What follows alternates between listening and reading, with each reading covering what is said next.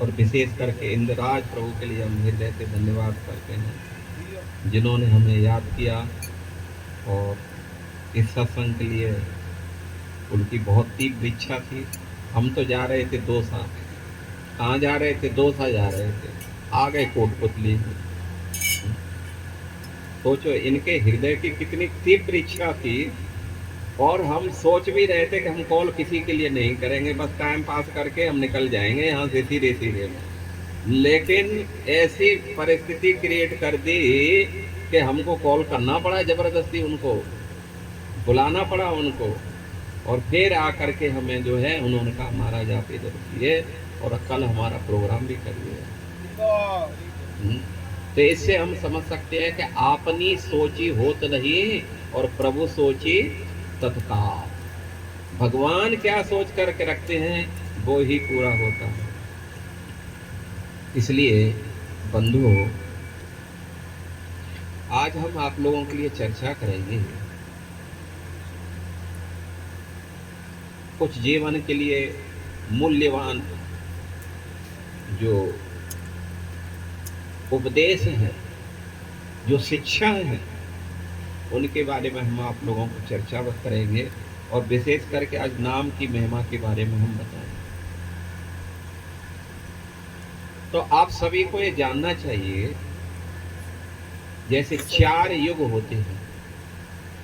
4 युग, पहला युग है कौन सा, बोलो सतयुग, बोलो सभी सतयुग। दूसरा युग है त्रेता युग और तीसरा है द्वापर युग और चौथा है कली युग। ये 4 युग होते हैं।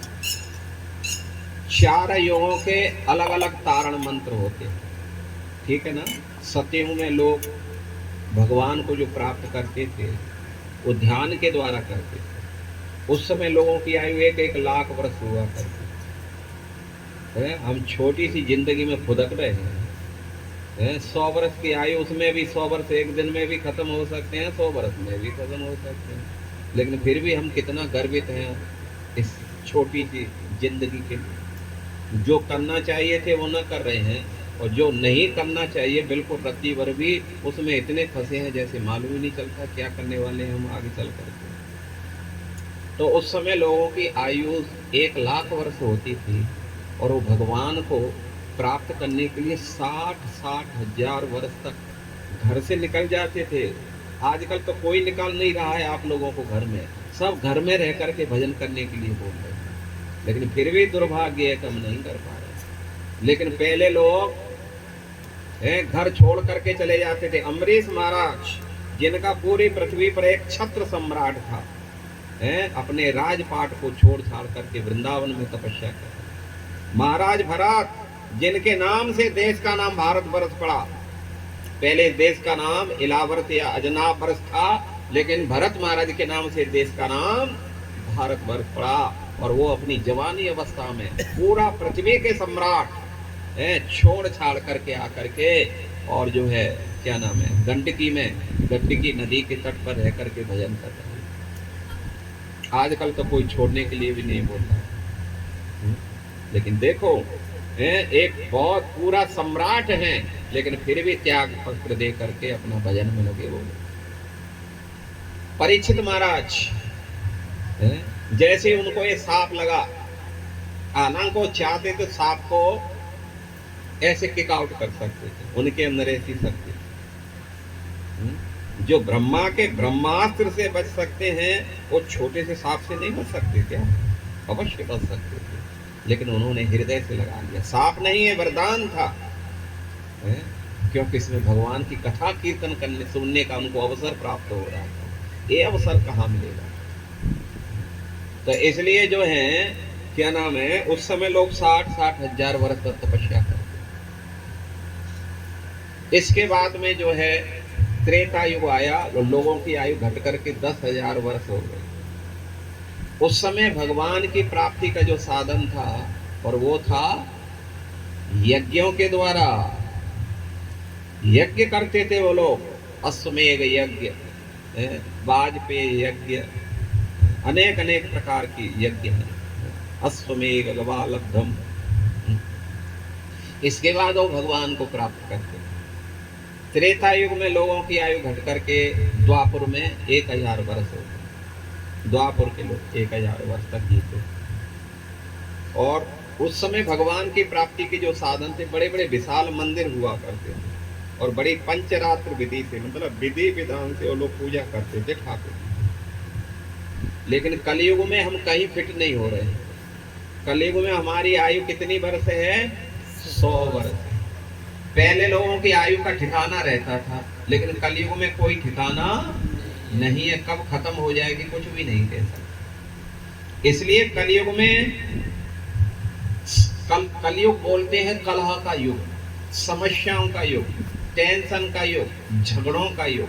हर समस्या से कलयुग में भरी पड़ी है। जितने भी हम सब बैठे हैं और जो कोटपुतली में जितने भी लोग हैं, आप हर किसी को पूछ लो,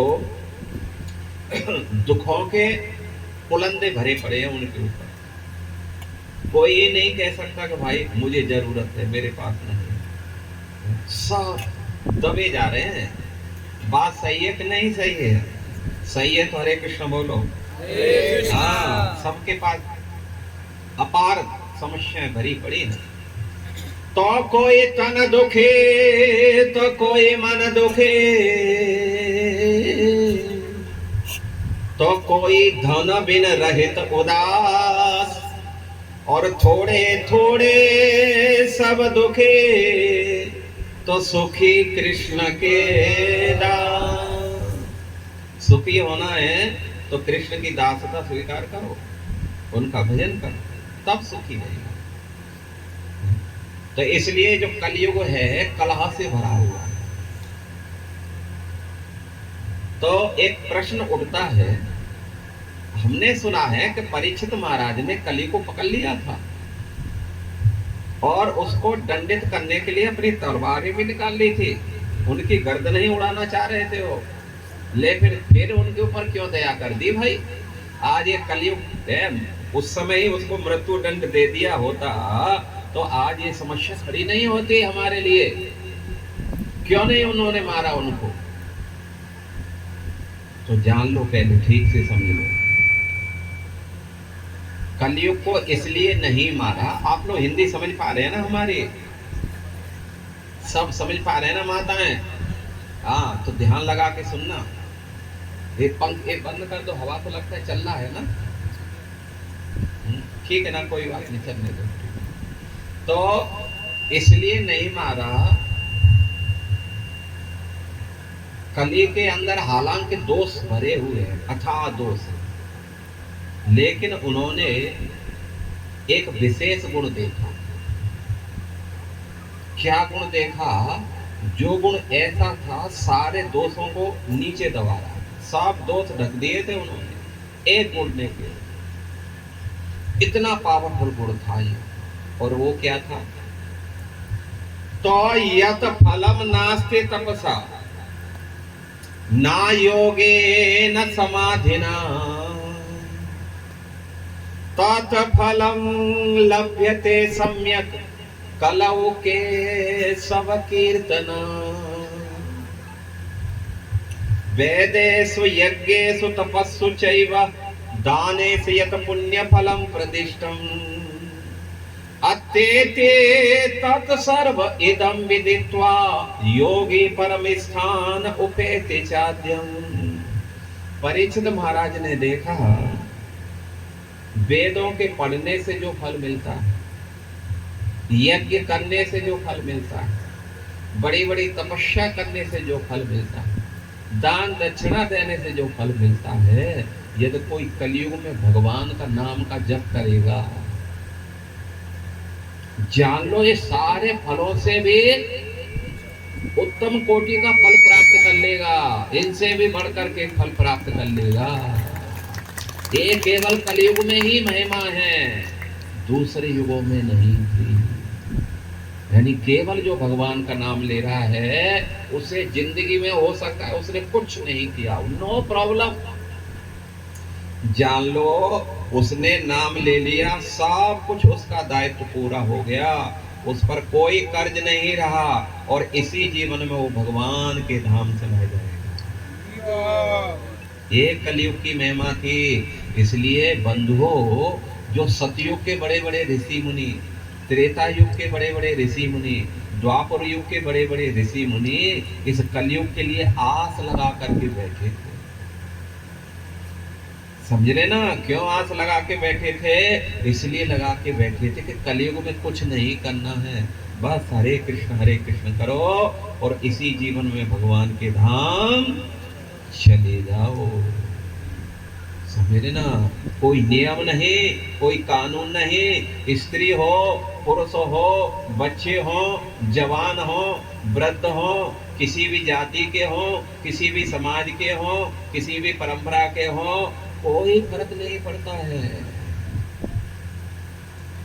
जो भगवान का नाम जप करेगा है वो इसी जीवन में भगवत धाम चले जाएगा।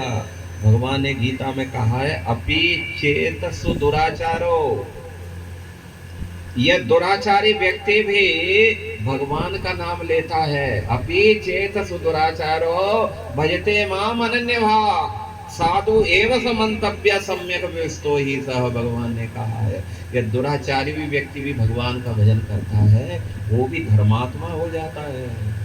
फिर उसको दुराचारी नहीं कह सकते।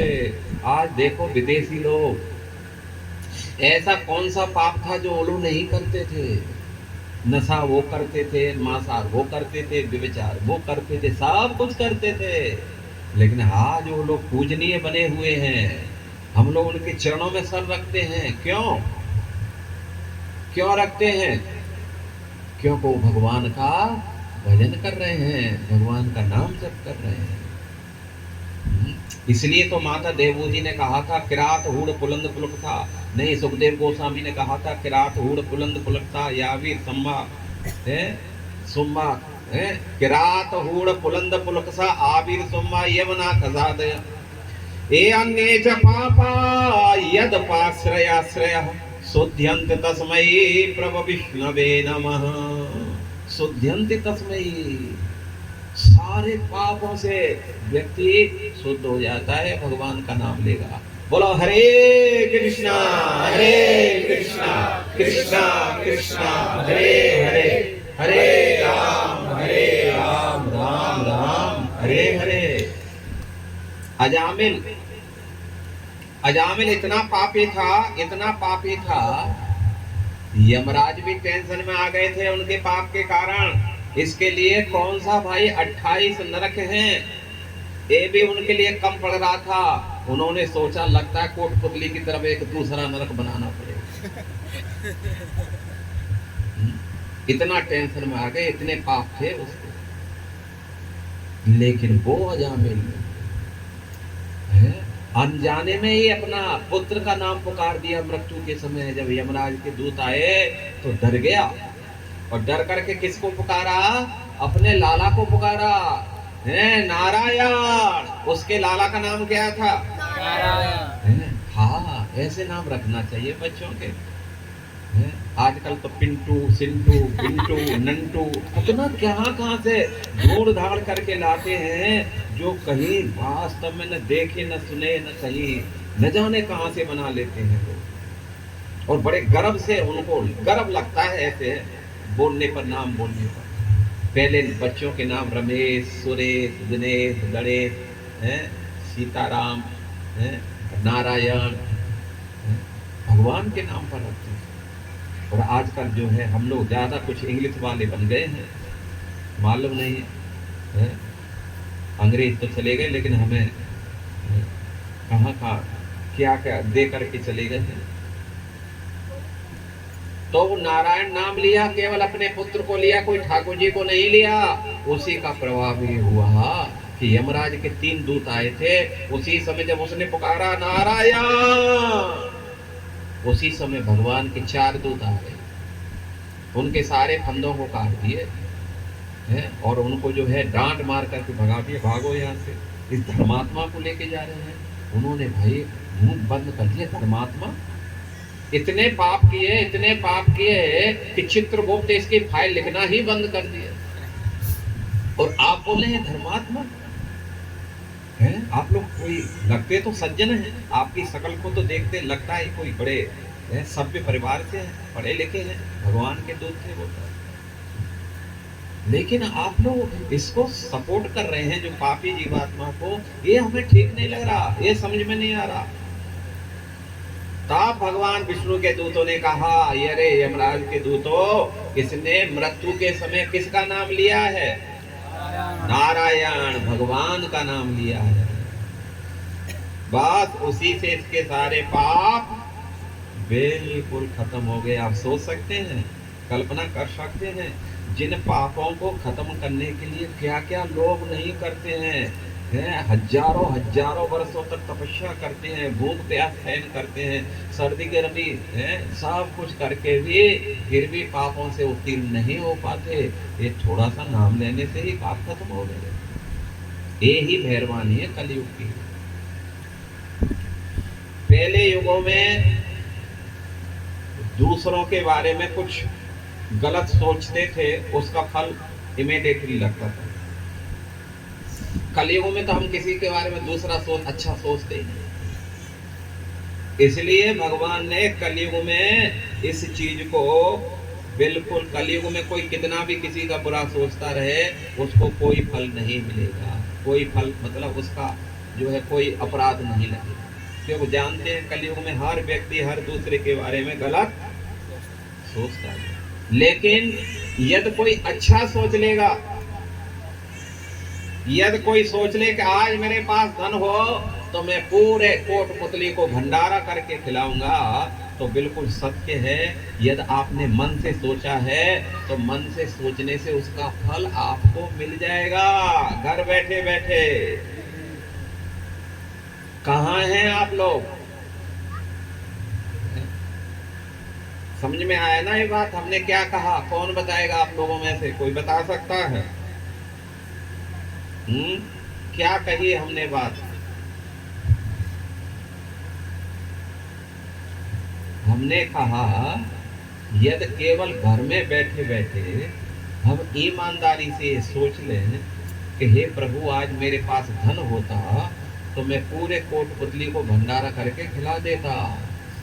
बस आपने सोच लिया अच्छी तरीका से, ईमानदारी से, तो आपको भंडारा खिलाने का पूरा फल मिल जाएगा घर बैठे बैठे।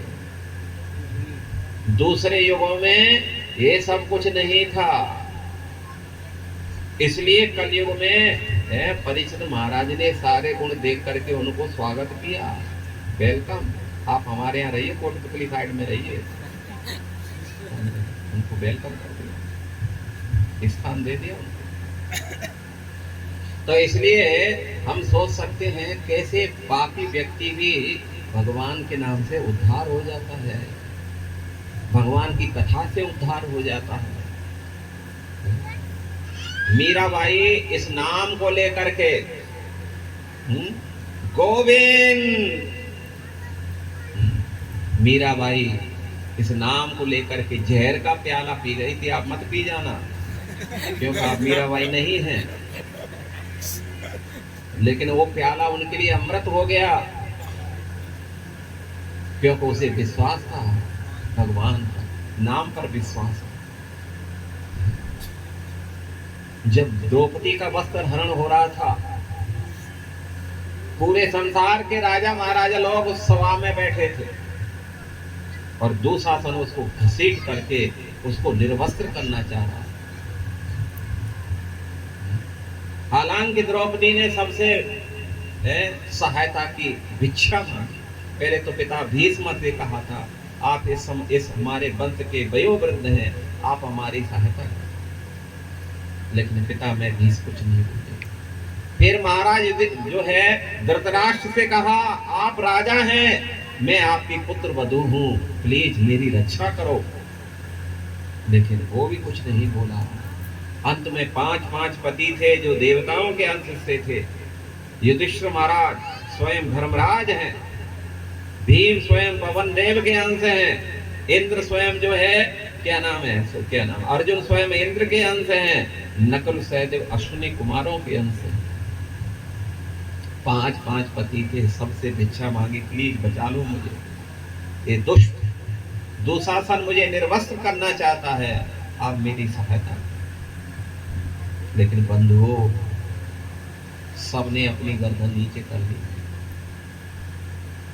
अंत में द्रौपदी ने देखा कि हाय हाय, अब मैं क्या करूं? अब तो मेरी लाज वैसे भी जाने वाली है और ऐसे भी जाने वाली है। इसलिए अब तक तो पकड़ करके थोड़ा प्रयास कर रही थी, लेकिन अब तो उन्होंने बिल्कुल छोड़ दिया और हाथ उठा दिए भगवान के लिए और पुकारने लगे, कृष्ण कृष्ण द्वारिका वासे,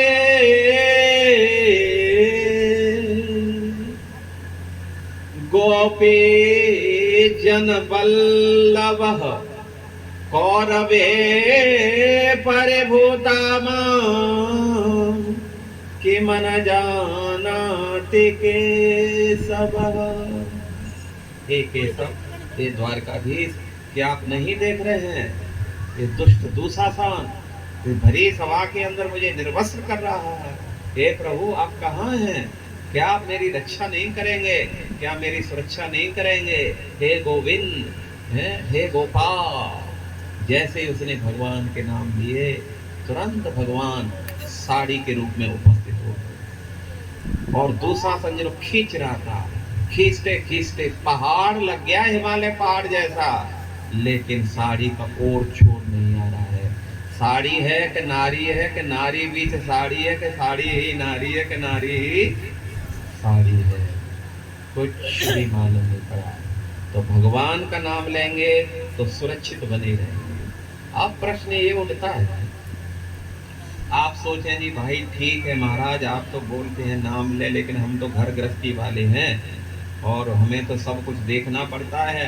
अब थोड़ी कितना नाम लेंगे, नाम थोड़ी हमें खिला जाएगा। तो क्या लगता है आप लोगों को, नाम खिलाएगा कि नहीं खिलाएगा? क्या लगता है?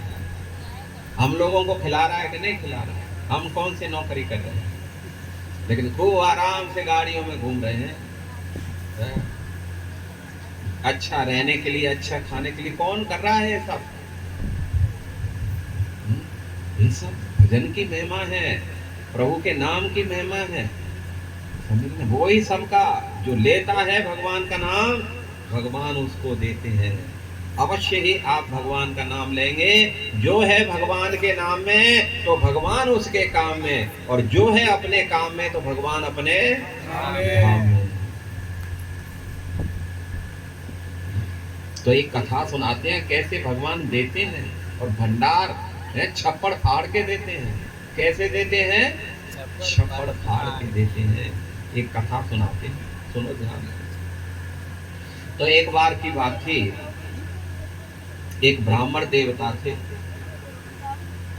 भगवान के खूब भक्त थे। हालांकि बहुत गरीब थे, घर में कुछ नहीं था, क्योंकि पहले जो ब्राह्मण हुआ करते थे वो किसी की नौकरी नहीं करते थे, व्यवसाय नहीं करते थे, बस भगवान के भरोसे रहते थे। भिक्षा से जो मिल जाता था उसी से अपनी काम चलाते थे, अपने परिवार का भरण पोषण करते।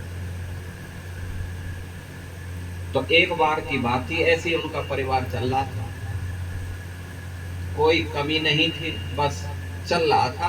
डेली ले आते थे, उसी से अपने 3 बच्चे थे, पत्नी थी, और थे 5 प्राणी थे घर में। आजकल जो है इतना कमाई हो रही है, फिर भी मरे जा रहे हैं।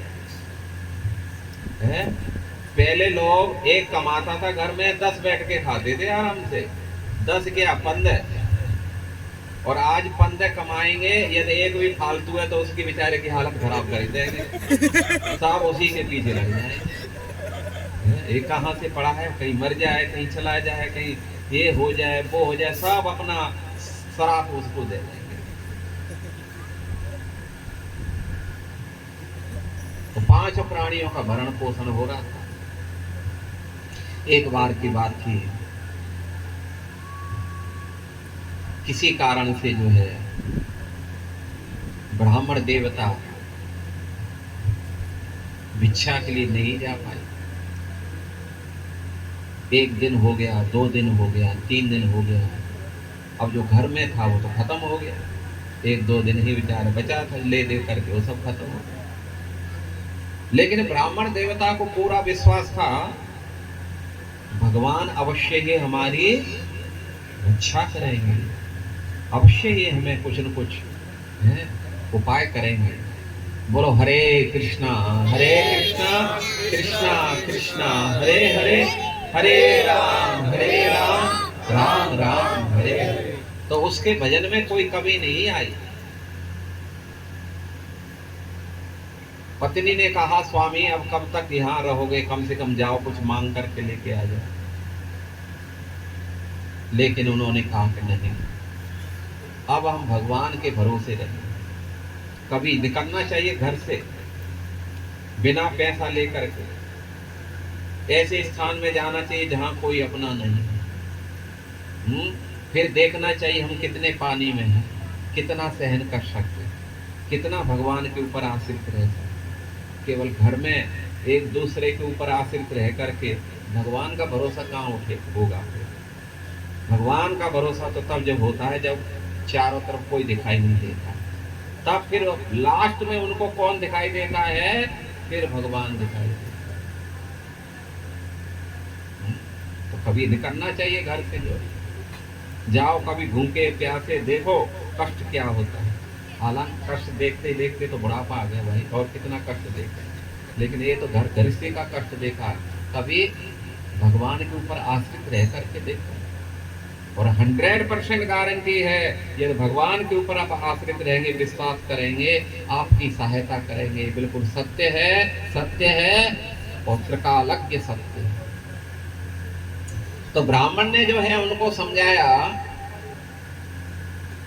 और कहा कि देखो आप चिंता न करो, भगवान ने गीता में कहा है अनन्य चिंतयन्तो माम ये जना पर्युपास्ते तेषाम नित्य अभियुक्ता नाम योगक्षेम वहाम्यहम्। अर्जुन जो मेरा भजन करता है, जो मेरा चिंतन मनन करता है, जो नाम जप कर रहा है, कथा सुन रहा है, भोग लगा करके खा रहा है, मेरे पर विश्वास करता है, उसका मैं स्वयं भरण पोषण करता हूँ। ये भगवान का वचन है, मैं स्वयं। अब जो है पत्नी को कहा तो पत्नी थी, उसे विश्वास नहीं हुआ और उन्होंने जो है कहा देखो ये सब फालतू की चर्चा है। उन्होंने लाइन फेर दी, 3 लाइन फेर दी उसे श्लोक पर, गीता के श्लोक पर। बोला बंद करो ये सब, जाओ भिक्षा लेकर के आ जाओ। तो पति बेचारा चला गया, लेकिन आज उसकी मांगने की इच्छा नहीं हुई। आज उसने सोचा कि यदि मैं सच्चा भगवान का प्रेमी हूं, यदि मैंने सच्चे मन से भगवान का भजन किया है, तो आज मेरे प्रभु अपना चमत्कार अवश्य ही दिखाएंगे। बस जो विश्वास कर लेता है फिर तो भगवान को चमत्कार दिखाना ही है। बंधुओं हुआ क्या? हुआ ये था कि ब्राह्मण तो इधर निकले हैं, उधर से भगवान एक कहार का रूप धारण करके पूरा सामान लोड करके अपने उसमें, कहार समझते हैं जो पहले बोझा ढोते थे, कावड़ जैसी होती थी, उसमें सामान रख करके और फिर आते थे। ऐसे रख करके भगवान वहां पहुंच जाते हैं और दरवाजा खटखटाते हैं, हरि बोल। ब्राह्मणी ने सोचा ये हरि बोल वाला कौन आ गया, लगता हरे कृष्ण वाले तो नहीं आ गए, कहीं रथ यात्रा आ रही है, कहीं लग रहा है लोग कहीं कलेक्शन के लिए तो नहीं आ गए इधर। लेकिन उसने दरवाजा फिर खटखट हुई तो दौड़ के गई, कौन है भाई?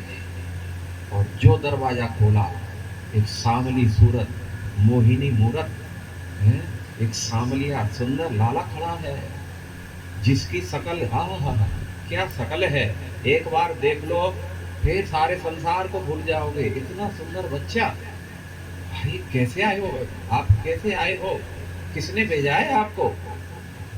तो उन्होंने कहा हमें उस, क्या नाम है उनका, नाम था जो ब्राह्मण था उसका नाम अर्जुन पंडा था। तो उन्होंने कहा कि हमें अर्जुन पंडा ने भेजा है। अर्जुन पंडा ने? हाँ अर्जुन पंडा ने, वो हमारा मित्र है, बचपन का मित्र है हमारा, और उसने कहा था हमसे थोड़ा कुछ सामग्री पहुंचा दे।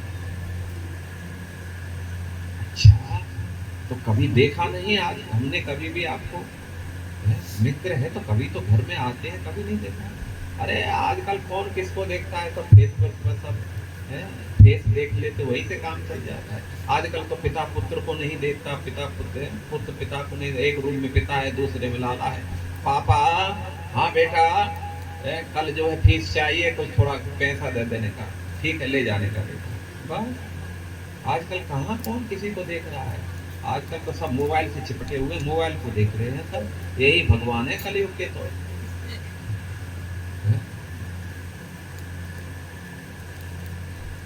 तब उन्होंने कहा हम मिलते हैं, हमारे परिचय है, हम सामान लेके आए हैं। उन्होंने कहा था थोड़ा सामान पहुंचा दो, सामान रख लो आप। ठीक है, अंदर लेके गई, बिठाई। ये सत्य घटना है, कोई हम कथा नहीं कह रहे हैं बना करके, बिल्कुल सत्य घटना है। तो उन्होंने जो है घर में जा करके बिठा लिए। भगवान ने देखा, पूरी दृष्टि डाली, और दृष्टि डाल करके समझ गए घर में रत्ती पर भी कुछ नहीं। धोती पटी सी लटी दोपटी, और पाहिन की न हूं सामा। उन्होंने देखा वो ब्राह्मणी एक पुरानी क्या नाम है, कई फटी हुई धोती में अपने शरीर को जैसे तैसे लपेट करके रखी। घर में देखा कहीं कुछ भी अन्न का दाना नहीं। तब भगवान ने आज संकल्प ले लिया, इनको आज हम माला माल करके जाएंगे। और फिर भगवान तो आप जानते हैं, देते हैं तो फिर इतना देते हैं तो उसे फिर देते हैं तो छप्पर फाड़ के देते हैं, और लेते हैं तो फिर थप्पड़ बोलो बोलो मार के लेते हैं। तो आज भगवान ने दे रहे। पहले उन्होंने देखा क्या दें इनको, तो पहले ब्राह्मणी को ही देखा, आज इसको ही सब सजा देते हैं, लक्ष्मी बना देते हैं इसको। हमारी पत्नी भगवान ने कहा लक्ष्मी है, ये भी लक्ष्मी से कम नहीं होना चाहिए, हमारे मित्र की पत्नी है, भाभी तो लगती है, इसलिए ये भी कैसी होनी चाहिए, लक्ष्मी की तरह ही दिखाई देनी चाहिए। और भगवान ने वो साड़ी भेज दी जो कोटपुतली को तो चलती क्या है, आपके राजस्थान में कहीं ना मिले। देवताओं की स्त्रियां जिन साड़ियों को पहनती हैं वो साड़ी बना दी, और भगवान ने आशीर्वाद दे दिया। जैसे ही आशीर्वाद दिया 16 साल की दिखाई देने लग गई वो। जैसे कुब्जा को भगवान ने जो कुबड़ी थी, बस थोड़ा सा पैर रखे, एक हाथ ऐसे थोड़ी को पकड़े, एक हाथ से उस कुब्ब को दबाए, ऐसे कर दिए, बस एक ही जो है झटके में उसको पूरा विश्व सुंदरी बना दिए थे भगवान। तो ऐसे ही इसको जो है आशीर्वाद दे दिए। पूरी 16 साल की झुर्री बुर्री कहाँ खत्म हो गई, खिले हुए कमल की तरह हो गए चेहरा। तो एक वक्त फिर उन्होंने साड़ियों का बढ़ा दिया, और एक वक्त फिर गहनों का बढ़ा दिया। साड़ी है तो गहने ना हो, फिर एक ऐसी बात। भगवान जब देते हैं तो कमी नहीं छोड़ते हैं, ये नहीं सोचते हैं यार थोड़ा सा कुछ सोने का हार वार दे जाते तो अच्छी थी, जब साड़ियाँ थी तो हार देता तो क्या करें, बहुत अच्छा लगता। भगवान देते हैं, पूरी व्यवस्था करते हैं, ये नहीं है कि फिर दोबारा से कुछ कमी छोड़। एक बॉक्स भरा दिया पूरा, नक से लेकर के सिर तक गहने। इसके बाद में भगवान ने पूरा घर को माला माल किया सामान से, पूरा खाने पीने का जो भी सामान था, जो भी A to Z लगता था, सब उन्होंने जो है उसमें दिया, पूरा घर भर दिया उन्होंने। आज ब्राह्मणी ने सोचा भैया फ्री का मिल रहा है तो पूरा पैक कर लो, फ्री का कुछ भी मिले, चाहे हमारे कुछ काम नहीं हो, फिर भी हम घर में ला करके रख दें। सोएंगे तो इधर से इधर रखेंगे, फिर सुबह होकर के फिर इधर से उधर रखेंगे, फिर कोई आ जाएगा तो इधर से इधर रखेंगे, फिर जब चला जाएगा फिर उसको अपने स्थान पर रखेंगे। यही जीवन में चलता रहेगा। उधर रख दो प्यास पानी का प्यास लग रही है आप लोगों, किन किन को प्यास लग रही है, तो फिर सुनो कथा सुनो। बाद में अभी 10 मिनट में समाप्त करेंगे। तो हुआ ये था, उन्होंने ब्राह्मणी आज दे रहे हैं भगवान, और ब्राह्मणी भी पूरा पैक करते करते रखती जा रही। अंत में ब्राह्मणी ने सोचा भैया अब जो है घर में यहाँ तक जो है सोने का स्थान था, वो भी उन्होंने पूरा पैक कर दिया। उन्होंने कहा कुछ दिन खड़े खड़े सो लेंगे, लेकिन कोई घर में स्थान नहीं बचना चाहिए। और उसका परिणाम ये हुआ, भगवान ने पूरा पैक कर दिया, आशीर्वाद दे दिया, ब्राह्मणी अब इसमें से कुछ भी खत्म नहीं होगा, पूरी जीवन आप खड़ी खड़ी सोते रहना, इसमें से खत्म होने वाला नहीं। भगवान ने कहा अब हम चलते हैं। ब्राह्मणी ने कहा, वो तो नहीं पहचाने कि भगवान है, हम चलते हैं। उन्होंने कहा नहीं नहीं, अब खा करके जाना। उन्होंने कहा हम खा नहीं सकते, हमारी जीभ कट गई है, हम नहीं खाएंगे। तो उन्होंने कहा दिखाओ, तो उन्होंने जीभ दिखाई, तो 3 जगह से कटी थी, चाकू से मानो किसी ने काट दी। अरे राम राम, किसने काट दिया? चलो कोई बात नहीं, इधर से चले जाते हैं। आज ब्राह्मणी नहा धो करके सज धज करके आज पहली बार जो है उन्होंने कुकिंग चालू की है, कढ़ाई चढ़ाई। अभी तक तो कढ़ाई नहीं थी, चढ़ाती कहाँ? हाँ, इतनी दयनीय स्थिति। आज पहली बार उन्होंने कढ़ाई और कई मिष्ठान, कई पकवान बनाए। इसके बाद में ब्राह्मण आए घूमते घूमते, उनको भी बड़ा अच्छा लगा। आज मेरे घर में से छुन छुना आवाज आ रही है, दरवाजा खटखटाया, हरि बोल। ब्राह्मणी गई दौड़ करके, जब खोला तो और डर गए, भाई ये किसके घर, तो मेरा ये कौन आ गया यहाँ? तो उन्होंने कहा स्वामी मैं आपकी धर्म पत्नी हूँ।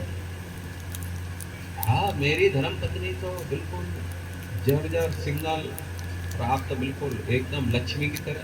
हाँ, वो आपके मित्र आए थे ना, वो ही सब दे करके चले गए, सब भर करके चले गए। मेरे मित्र? हाँ हाँ, आपके मित्र थे।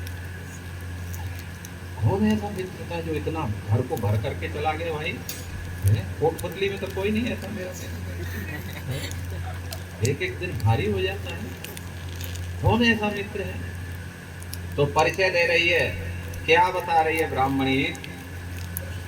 बरहा पीड़म नटवर बपू करणयो करणकारम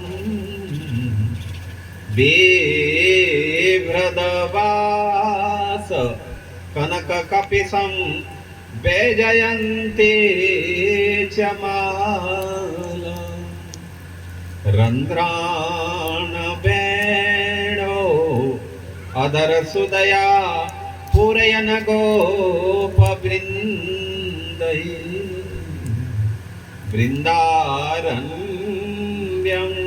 स्वपद रमणा प्राविशत गेत कीर्ति। जो ब्राह्मणी ने परिचय दिया, बरहा पीड़म, मोर मुकुट धारण किए हुए था, नटवर बपो, शरीर क्या था मानो कोई कलाकार हो। एक बार शरीर को जहां भी दृष्टि पड़ जाए बस वही चिपक जाए, ऊपर से नीचे, नीचे से ऊपर न हो। कर्णयो कर्णकारम, और कानों में क्या थे? सोने के, जिनमें हीरे जड़े हुए थे, मकराकर कुंडल झूम रहे थे। विप्रदवास कनक कपिसम, और वस्त्र कैसे थे? पीले वस्त्र पहने हुए थे, जो आकाश में जैसे बिजली कौनती है ना, ऐसे झिलमिला रहे थे। वैजयंती जमालम, और गले में वैजयंती माला पड़ी थी, और हाथों में कड़े थे, बाहों में बाजूबंद थे, और कमर में करधनी थी, पैर में पाए बेज थे, श्याम शरीर था, आंखें खिले हुए कमल की तरह थी, चेहरा भी खिले हुए श्याम वर्ण का था, केस घुंघराले केस रेशम की तरह मुलायम, जैसे मानो भौरे बैठे हैं। एक बार देख ले बस उसी का फिर हो जाए, इतना सुंदर लाला था वो। ब्राह्मण ने कहा पगली तू जानती है किसके बारे में बोल रही है? बोला हाँ, आपके दोस्त थे, उन्हीं के बारे में बता रहे हैं। हाँ, उसने समझाया, तू ये बता पहले तूने कुछ खिलाया पिलाया कि नहीं? बोला स्वामी मैं कहाँ से खिलाती, किसी ने उनकी जीभ काट दी थी पहले से ही। तूने देखी? हाँ मैं देखी, 3 जगह से जीभ कटी। तो उन्होंने कहा अरे मूर्ख, तू नहीं जानती है तेरे घर में स्वयं कन्हैया आकर के चले गए, जगन्नाथ आकर के चले गए, तू उनको पहचान नहीं पाई? अरे राम राम ठाकुर जी, और कौन भरेगा इतना घर तेरा फुल? समझ नहीं पाई तू उनको? फिर ये जीव किसने काटी? तो ब्राह्मण ने कहा तू नहीं जानती किसने काटी? तूने गीता पर 3 लाइन फेरी कि नहीं फेरी थी जब मैंने तुझे श्लोक बताया था? और तूने 3 लाइन फेर दी, गीता पे फेरी थी ना? तूने पेन कलम फेर दी? बोला हाँ मैं तो गीता पे फेरी। अरे गीता नहीं है, भगवान की वाणी है, भगवान की जीव है। अच्छा, अरे राम राम। इसके बाद वो ब्राह्मणी डर गई और इसके बाद में फिर वो भगवान श्री राधा गोविंद के मंदिर में गई, सारा भंडारा रखा और जैसे ही भोग लगा करके उनको प्रणाम किया और गोविंद की तरफ देखा तो उनके होठों पर 3 खून की बूंद दिखाई दी। तब वो समझ गए अरे राम राम, जब से ही मुझसे गलती हुई है। उस दिन से उन्होंने संकल्प लिया। क्या संकल्प लिया? उस ब्राह्मणी ने संकल्प लिया कि हे प्रभु, जैसे मेरे पति देव आपका भजन करते हैं, नाम जप करते हैं, भोग लगा करके खाते हैं, कथा कीर्तन सुनते हैं, आज से मैं भी भजन करूंगी। उसने संकल्प लिया। बंधु आगे क्या हुआ?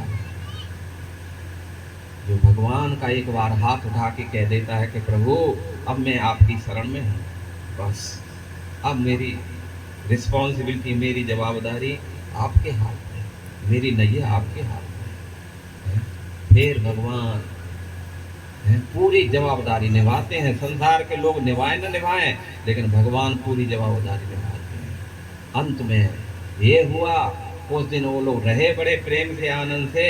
एक दिन देखा कि भगवान का विमान आया और दोनों पति पत्नी चतुर्भुज रूप धारण करके, भगवत स्वरूप धारण करके और भगवान के धाम चले गए।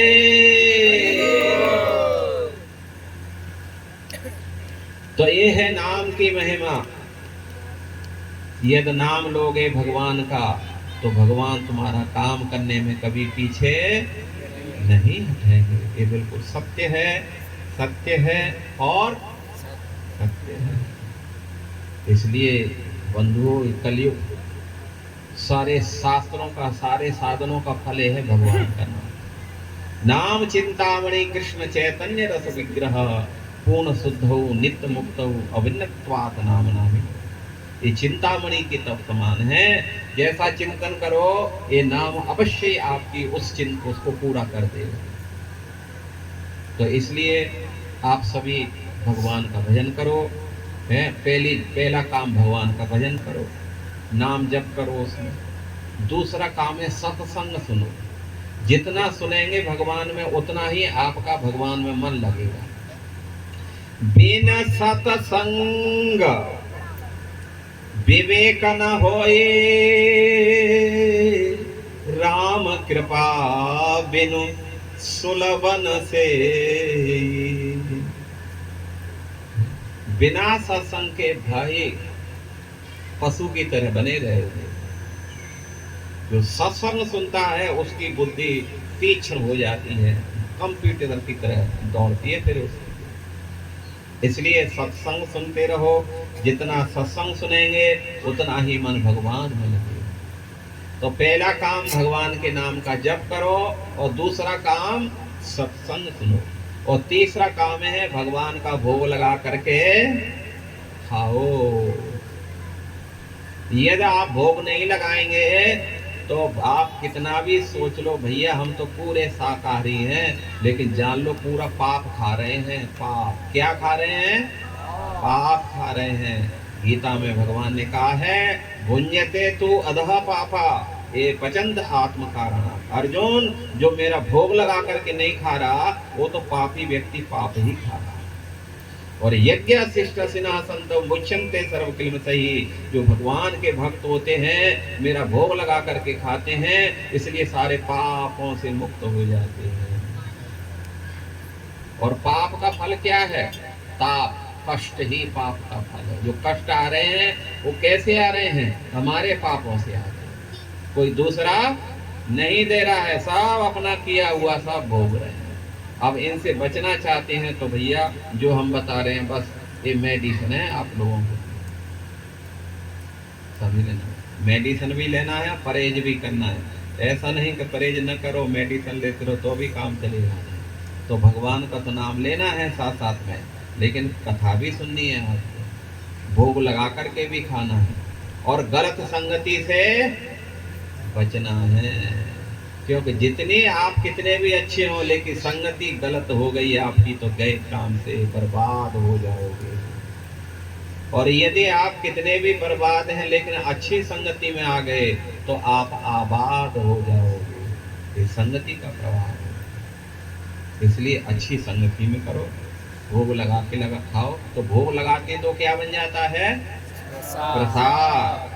और प्रसाद की महिमा भगवान ने गीता में कहा है, प्रसाद है सर्व दुखानां हानिर्षोपन जायते। जो प्रसाद खाएगा अर्जुन उसके सारे दुख धीरे धीरे खत्म हो जाएंगे। पक्का प्रसादे सर्व दुखानाम हानि अश्योपन जायते। उसके जीवन के सारे अमंगल धीरे धीरे नष्ट हो जाए। प्रसन्न चेतसो ही आसु, उसका चित्त प्रसन्न हो जाएगा। और बुद्धि परिवर्तिष्ठते, और बुद्धि भी उसकी बहुत तीक्ष्ण हो जाएगी। तो जो बच्चे मूर्ख हैं, गधे हैं, बिल्कुल पढ़ना नहीं चाहते, उनको भगवत प्रसाद खिलाओ, फिर देखो कितने अच्छे सोच समझ हो जाएगी उस बच्चे। तो ऐसा करोगे गारंटी है इसी जीवन में आप भगवान के धाम चले जाओगे। और यदि आला राशि बने रहे हैं, लापरवाही किए तो फिर भैया भगवान ही भरोसे है, वो जैसा करे उसको भोगते रहो, वो पड़े रहो। कभी कोटपुतली में चले जाओ, कभी पाकिस्तान में चले जाओ जन्म ले लो, कभी जो है चाइना में जन्म ले लो, सब खाते पीते रहो, वो पड़े रहो। ये हरे कृष्ण। तो सब रेडी हैं भगवान का भजन करने के लिए? बोला हम रेडी हैं। आज कल से हम प्रारंभ कर देंगे भगवान का भजन। बोलो कल से हम प्रारंभ करेंगे भगवान का भजन। बोलो बोलो सब बोलो, हम कल से भगवान का भजन शुरू कर देंगे।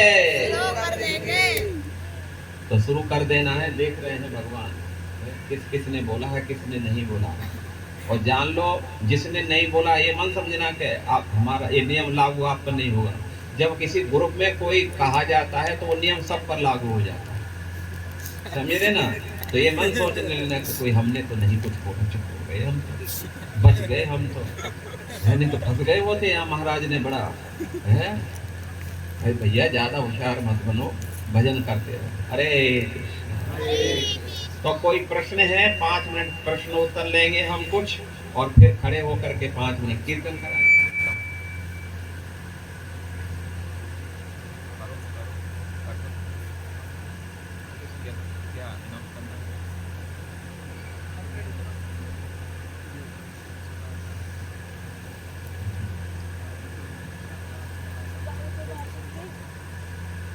तो आप लोगों के लिए जो है एक सूचना विशेष ये है, 27 जून 29 जून 29 जून को जो है कोटा में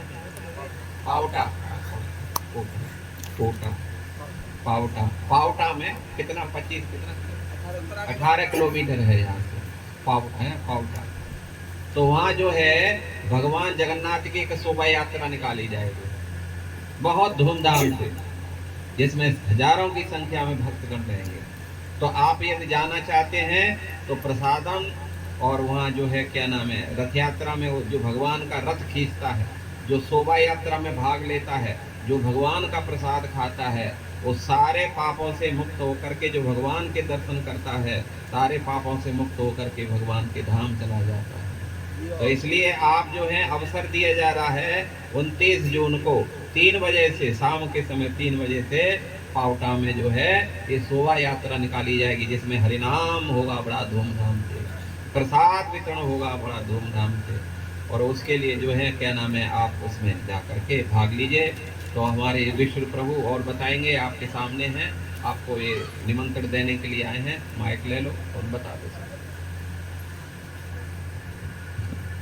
हरीशा, मैं युधिष्ठिर दास, आपके शहर कोटपुर से जस्ट थोड़ा सा दूरी एक शहर है पावटा, आप सभी जानते होंगे शायद। तो उसमें हम भगवान जगन्नाथ जी की शोभा यात्रा, जैसे महाराज जी ने बताया,